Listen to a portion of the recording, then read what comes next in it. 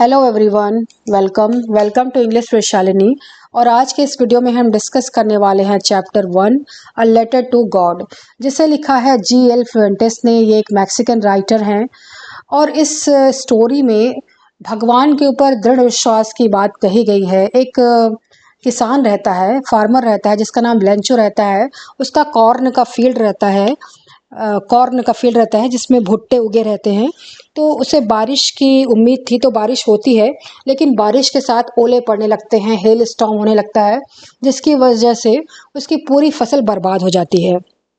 अब उसको लगता है उसके लिए अब खाने के दाने नहीं हैं, तो उसका जो भगवान के ऊपर जो विश्वास रहता है वो डगमगाता नहीं है, बल्कि वो भगवान को मदद के लिए एक लेटर लिखता है। तो यही वो लेसन है, लेटर टू गॉड। हम इसको डिस्कस स्टार्ट करते हैं। सो दे से फेथ कैन मूव माउंटेन्स। वो कहते हैं कि फेथ से तो माउंटेन्स भी हिल सकता है, पत्थर भी पिघल सकता है। But what should we put our faith इन?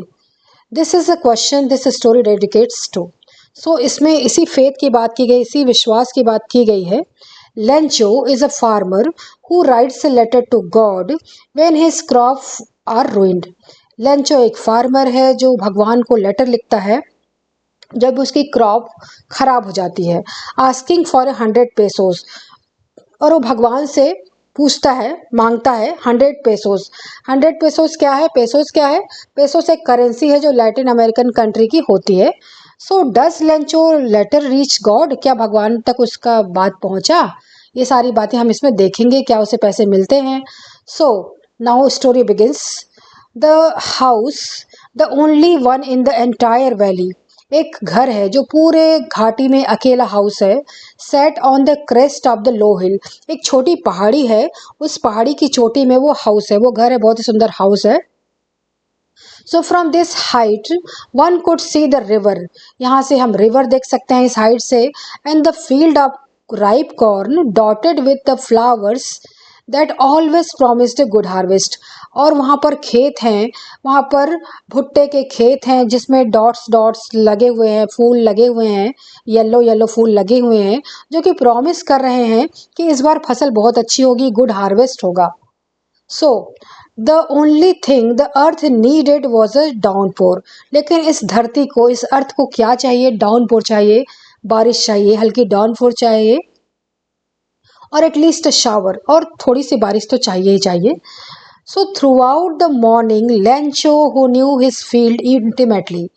फिर पूरे दिन, पूरे मॉर्निंग लेंचो है, लेंचो जो इस खेत का मालिक है, अपने खेतों को इंटीमेटली जानता है, बहुत ही दिल से जानता है। Had done nothing else but see the sky towards the north east. तो पूरे समय, पूरे दिन उसने कुछ नहीं किया, सिर्फ वो स्काई को देखता रहा, आकाश को निहारता रहा, नॉर्थ ईस्ट डायरेक्शन को देखता रहा। Now we are really going to get some water women.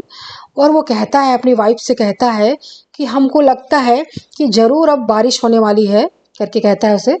The woman who was preparing supper. और जो वुमेन थी, जो उसकी वाइफ थी, वो सपर प्रिपेयर कर रही थी, डिनर प्रिपेयर कर रही थी, रिप्लाइड यस गॉड विलिंग। हाँ हाँ, लगता तो है, भगवान अगर कृपा करे तो जरूर ही बारिश होगी। The older boy where working in the field.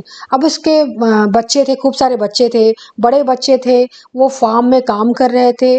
While the smaller ones were playing near the house. और जो उसके छोटे बच्चे थे वो घर के पास खेल रहे थे। Until the women call them all. जब उसकी जो वुमेन है, उसकी जो वाइफ है, सबको उसने बुलाया, कम फॉर डिनर, डिनर के लिए आ जाओ। So it was during the meal that just as Lencho had predicted.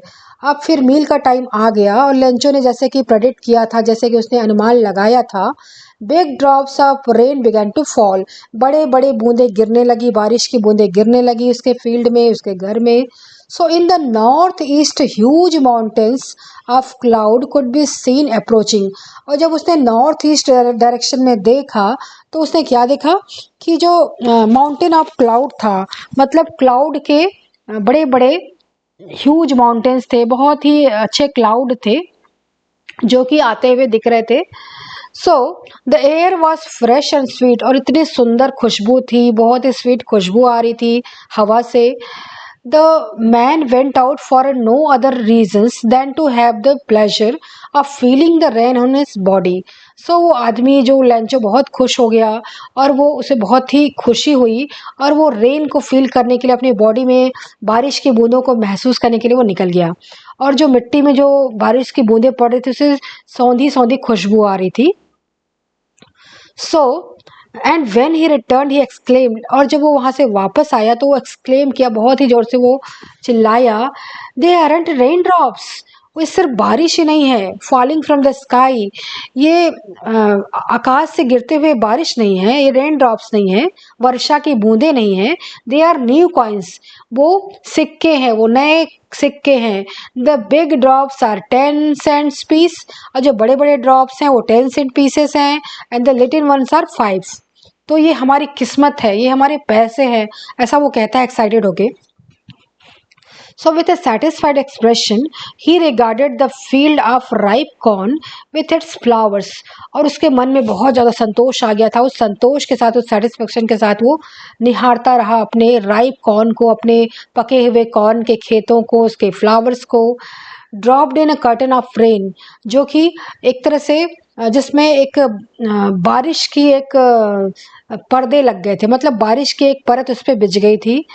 But suddenly a strong wind began to blow, लेकिन अचानक क्या हुआ, सडनली क्या हुआ कि स्ट्रॉन्ग विंड बहने लगी. And along with the rain very large hail stones began to fall, और जो बारिश के साथ क्या होने लगी, ओले पड़ने लगे, हेल स्टोन गिरने लगा. हेल स्टोन क्या होता है, देखिए आप पिक्चर में इस तरह से होते हैं हेल स्टोन, जिसे ओले कहते हैं हिंदी में. सो These truly did resemble new silver coins, और वो सही में तो सिल्वर कॉइन की तरह दिख रहे थे, बहुत ही खूबसूरत दिख रहे थे, बहुत ही ब्यूटीफुल लग रहे थे. The boys exposing themselves to the rain, और बॉयज जो थे उसके बहुत ज़्यादा खुश हो गए और वो रेन की तरफ जाने लगे, उसको खोजने लगे, उस हेल स्टोन को. Ran out to collect the frozen pearls, और वो फ्रोजन पल्स को कलेक्ट करने लगे वो, क्योंकि बच्चों के लिए बहुत एक्साइटिंग था ये. It's really getting bad now, लेकिन लेंचो खुश नहीं था. उसे लगा कि लगातार चीज़ें खराब हो रही हैं, चीज़ें बैड हो रही हैं. Exclaim the man, I hope it passes quickly, मुझे आशा है कि जल्दी ख़त्म हो जाए, ये हेल स्टोन ख़त्म हो जाए, वरना बर्बादी आ जाएगी. So it did not pass quickly, लेकिन ये पास नहीं हुआ. For an hour the hell rained on the house, पूरे एक घंटे के लिए पूरे रेन होती रही. The garden, the hill side, the cornfield, सब तरफ बारिश और हेल स्टोन होती रही. ऑन द होल वैली, पूरी घाटी में बारिश और हेल स्टोन होने लगी. So the field was white, जो उसका जो फील्ड था वाइट हो गया. As if covered with salt, not a leaf remained on trees, और उसका जो फील्ड था पूरी तरह से वर्षा की बूंदों से और हेल स्टॉर्म से ढक गया, और उसका जो छोटे छोटे जो उसके पौधे थे उसमें से कोई भी पत्ते नहीं बचे थे. देखिए इस तरह से पिक्चर इस तरह से हो गए, जैसे कि पूरा नमक पड़ गया हो, तरह उस तरह से हो गया उसका फील्ड, उसका खेत. The corn was totally destroyed, उसके जो कॉर्न थे पूरी तरह से डिस्ट्रॉय हो गए, ख़त्म हो चुके थे. द फ्लावर्स वर गॉन, उसके फ्लावर चले गए थे from the plants. Lencho soul was filled with sadness, उसकी जो आत्मा थी, उसका जो सोल था वो सैडनेस से भर चुका था now. When the storm had passed, जब तूफान चला गया, रुक गया, he stood in the middle of the field, और वो खेतों के बीच खड़ा हो गया और बोला, said to his sons, अपने बेटों को बोला, a plague of locust would have left more than this.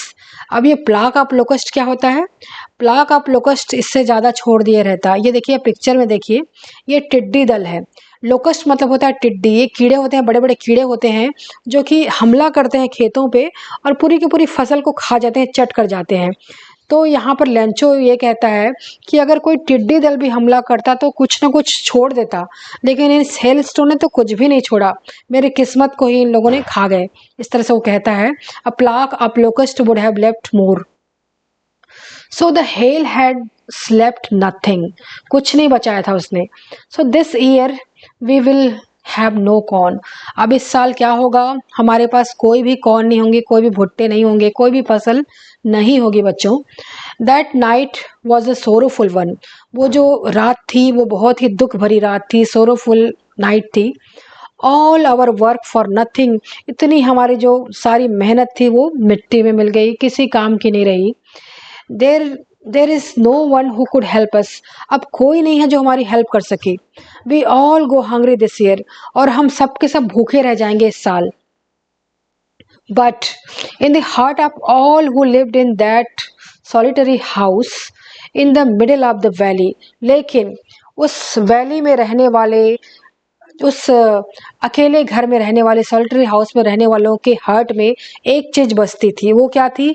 Faith, आशा, ये बसती थी। और ये आशा थी, there was a single hope, वहां पर सिर्फ एक ही आशा बसती थी, वो थी हेल्प फ्रॉम गॉड। उन्हें भगवान पे अटूट विश्वास था, उन्हें विश्वास था कि भगवान हेल्प करेंगे, अगर कोई ना करे तो भगवान करेंगे। So don't be so upset even though this seems like a total loss। तो अपने घर वालों को से कहता है कि इतने अपसेट मत हो, अगर टोटल लॉस हो गया है लेकिन लगता है कुछ ना कुछ होप है, लगता है कि सब कुछ चला गया है लेकिन फिर मुझे लगता है कि कुछ ना कुछ होप बचा है। सो रिमेंबर, ध्यान रखो, no one dies of hunger. So याद रखो, कोई भी भूख से नहीं मरता, क्योंकि ऊपर वाला है जो सब कुछ देख रहा है। दैट्स वॉट दे से। अब वो सब कहते हैं so no one dies of hunger, so सभी कहते हैं ठीक है, कोई नहीं मरेगा, कोई भी भूख से नहीं मरेगा। All through the night Lencho thought only of his one hope. तो पूरी रात वो अपनी इस आशा के बारे में सोचता रहा। अब आशा क्या थी? द हेल्प ऑफ गॉड, भगवान से help. whose eyes as he had been instructed sees everything, जैसे कि उसे बताया गया था, जैसे उसके अंदर फेथ को भरा गया था, पूरी जिंदगी उसने उस फेथ को लेके चला था कि भगवान सब कुछ देखते हैं, गॉड सब कुछ देखते हैं। Even what is deep in one's conscience, और हमारे मन के अंदर रहता है, जो कॉन्साइंस के अंदर रहता है, अंतरात्मा के अंदर जो रहता है, उसे भी भगवान देख लेते हैं, जान लेते हैं। So Lencho was an ox of a man.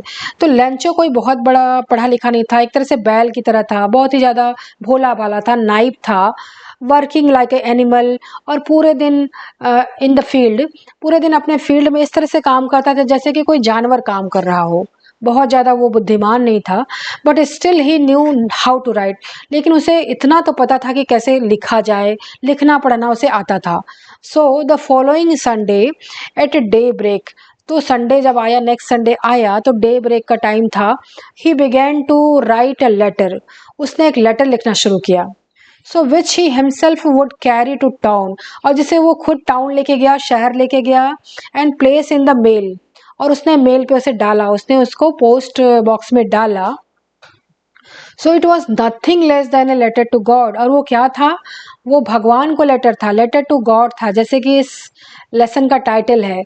और उसमें उसने लिखा था, God he wrote, if you don't help me my family and I will go hungry this year. भगवान, अगर तुमने मेरी हेल्प नहीं की तो इस साल मैं और मेरी जो फैमिली है भूखे रह जाएंगे, भूखों मर जाएंगे। I need 100 pesos in order to sow, और मुझे 100 पेसोस की ज़रूरत है। पेसोस क्या होता है? पेसोस एक करेंसी है जो लैटिन अमेरिकन कंट्रीज़ की होती है। तो ये जो देश था मैक्सिकन कंट्री, वही था लैटिन अमेरिकन कंट्री, तो इसकी जो करेंसी थी वो थी पेसोस। तो वो कहता है मुझे 100 पेसोस चाहिए। और क्यों चाहिए? In order to sow my field again and to live until the crop comes. तो जब तक मेरी नई फसल नहीं उगाती, जब तक मैं नए कॉर्न फिर से नहीं उगा लेता, उसको उगाने के लिए मुझे पैसे चाहिए, और अपने आप को सरवाइव करने के लिए पैसे चाहिए। बिकॉज द हेल स्टॉर्म, फिर बाकी अपनी बातें बताता है, क्योंकि जैसे कि आप जानते हैं भगवान कि पूरे हेल स्टॉर्म ने मेरे खेत को बर्बाद कर दिया। फिर बाकी पूरा विवरण देता है वो। So he wrote to God, और उसको वो संबोधित करता है, एड्रेस करता है to God on the envelope. But the letter inside and still troubled went to town, और मन में अपना एक तो उसको ट्रबल था, बहुत दुखी था, वो बहुत परेशान था। उस ट्रबल के साथ वो टाउन जाता है। At the post office he placed a stamp on the letter, और पोस्ट ऑफिस में जाता है, वहाँ पर स्टैम्प लगाता है लेटर में, and dropped it into the mail box, और मेल बॉक्स में ड्रॉप कर देता है।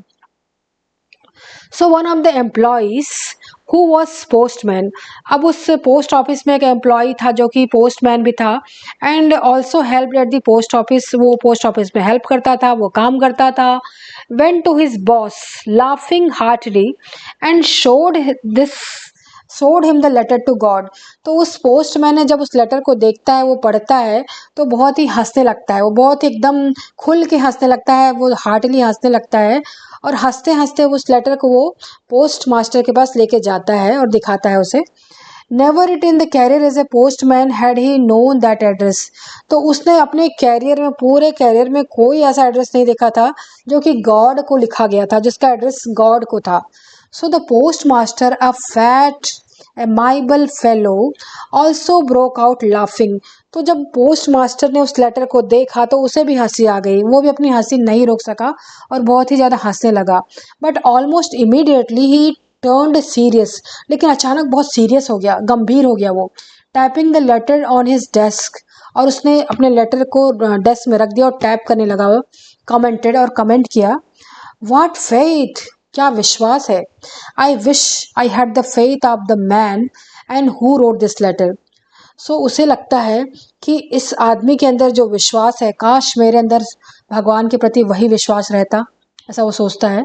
तो starting up as a correspondence with God, so in order not to shake the writer's faith in God. तो वो सोचता है कि इस आदमी के अंदर इतना विश्वास है भगवान के लिए, तो क्यों ना कुछ ऐसा किया जाए कि इसका विश्वास ना तोड़ा जाए, इसके भगवान के ऊपर जो विश्वास है उसको बरकरार रखा जाए। So the post master came up with an idea, answer the letter. वो सोचता है कि एक आइडिया है, चलो इस लेटर को आंसर करते हैं, जवाब देते हैं इसका। But when he opened it, it was evident that to answer it is needed something more than goodwill, ink and paper. तो वो सोचता है, जब वो लेटर लिखना स्टार्ट करता है तो उसे लगता है इस लेटर का आंसर देने के लिए सिर्फ हमें अच्छाई नहीं चाहिए, सिर्फ गुडविल नहीं चाहिए, सिर्फ इंक ही नहीं चाहिए, सिर्फ पेपर ही नहीं चाहिए, बल्कि क्या चाहिए, मनी भी चाहिए, पेसोस भी चाहिए, ताकि हम उस फार्मर की हेल्प कर सकें। But he struck his resolution, तो उस अपने इसमें कायम था, अपने रेजोल्यूशन में वो कायम था कि पैसे चाहिए तो क्या, हम अरेंज करेंगे पैसे उस। So he asked for money from his employ, तो उसने अपने एम्प्लॉय से बात की, उनसे कहा कि तुमको कंट्रीब्यूशन देना होगा, उन लोग से उसने एम्प्लॉय से कंट्रीब्यूशन मांगा। He himself gave part of his salary, और अपनी सैलरी से अच्छा खासा पार्ट भी दिया उस कंट्रीब्यूशन में। And several friends of his were obliged to give something for an act of charity, और उसके अलावा उसके जो कुछ फ्रेंड्स भी थे वो खुशी खुशी देने को तैयार थे उस चैरिटी के लिए, उस अच्छे काम के लिए, उस भगवान के फेथ को बरकरार रखने के लिए। So it was impossible for him to gather together the 100 pesos, लेकिन ये जो 100 पेसोस था बहुत ही इम्पॉसिबल मनी था, इम्पॉसिबल अमाउंट था उसको गैदर कर पाना लोगों से इकट्ठा करके। So he was able to send the farmer only a little more than half, तो इतना ही अरेंज कर पाया जो उसने मांगा था, 100 पेसोस मांगा था, तो 50 पेसोस से कुछ ज़्यादा ही बस सेंड कर पाया। So he put the money in an envelope addressed to Lencho, and with it a letter containing only a single word as signature, God. फिर उस पैसे को उसने एनवेलप में डाला, उसको लेंचो को एड्रेस किया, और उस लेटर को में सिर्फ एक ही वर्ड लिखा, वो था गॉड, और कुछ नहीं लिखा। So the following Sunday Lencho came a bit earlier than usual to ask if there was a letter for him.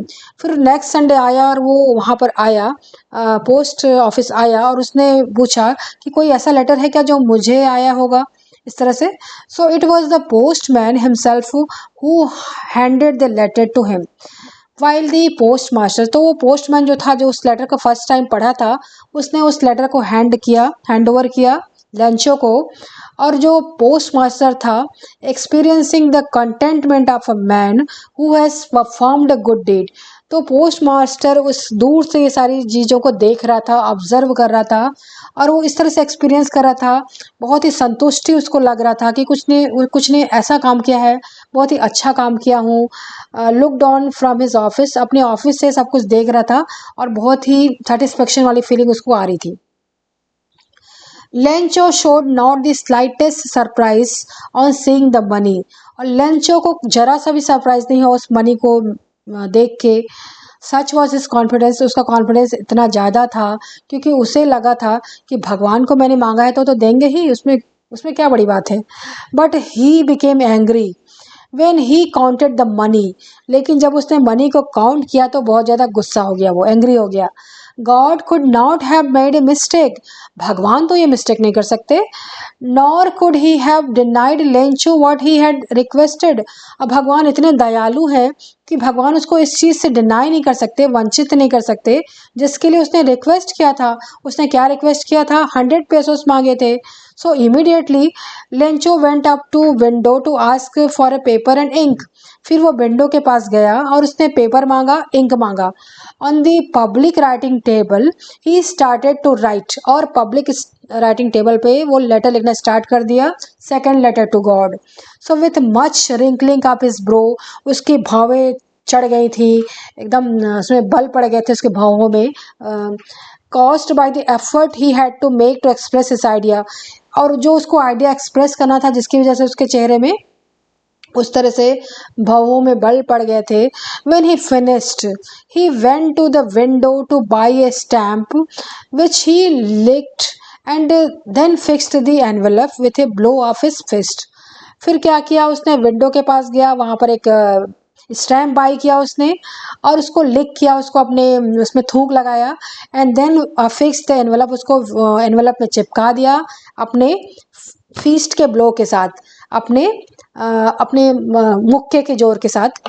So the moment the letter fell into the mail box, the post master went to open it, और तुरंत ही जैसे ही वो mail को डाल के गया Lencho, तो post master तो काफ़ी एक्साइटेड थे, तो उन्होंने तुरंत उस लेटर को खोला और उस लेटर में लिखा था, it said, God of the money that I asked for only 70 pesos reached me. So भगवान, मैंने जितने आपसे मांगे थे, रिक्वेस्ट किए थे, उसमें से सिर्फ 70 पैसों से मुझे मिले। Send me the rest, send me the rest of the money, बाकी के पैसे कहाँ गए? मुझे भेजिए उसे। Since I need it very much, और मुझे इसकी बहुत ज़्यादा ज़रूरत है भगवान, आप तो जानते ही हैं। But don't send it to me through the mail, लेकिन इस बार ऐसा करिए कि मेल के थ्रू मत भेजिए। Because the post office employees are bunch of crooks, क्योंकि जो पोस्ट ऑफिस के जो एम्प्लॉय है ना, वो क्रुक्स हैं, वो धोखेबाज हैं, वो चीटर हैं, वो लगता है वो पैसे मेरे खा गए, कुछ पैसे वो खा गए, फिर अपना नाम लिखता है। लेंचो कहता है कि इस बार कुछ अलग तरीके से भेजना। इस तरह से ये लेटर टू गॉड है। आई होप कि ये वीडियो आपको अच्छा लगा होगा, अगर लगा होगा तो please share it with your friends and subscribe my channel. Thank you so much.